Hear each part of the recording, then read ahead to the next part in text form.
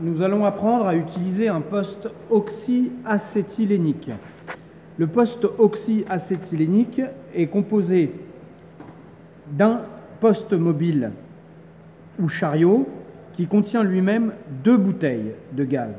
La première, bouteille d'acétylène, reconnaissable à son ogive marron ou havane.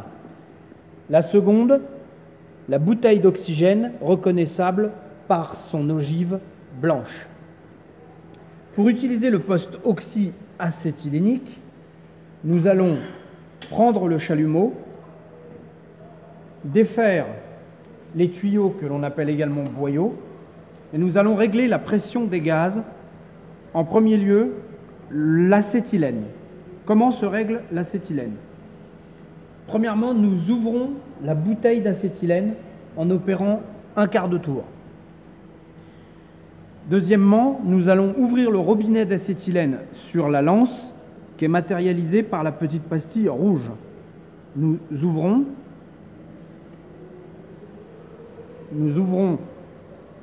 d'un quart de tour et ensuite nous allons utiliser le détendeur pour régler la pression de sortie du gaz de l'acétylène. Nous allons donc serrer le détendeur pour arriver à une pression de 0,5 bar. Ensuite, nous fermons l'acétylène pour ne pas que le gaz s'échappe et nous allons reproduire l'opération avec la bouteille d'oxygène que nous ouvrons également d'un quart de tour. Nous ouvrons ici le robinet d'oxygène matérialisé par sa pastille bleue et nous allons serrer le détendeur pour arriver à une pression de 1,5 bar. Nous refermons l'oxygène.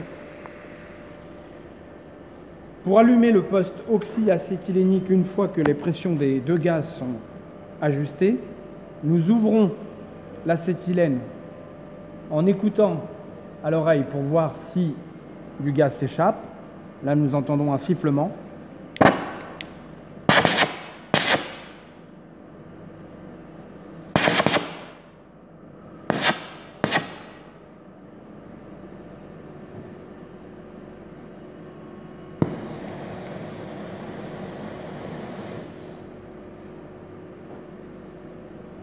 Et nous devons avoir une flamme qui présente un dard d'1,5 cm. C'est la petite partie bleue que vous voyez au bout de la buse.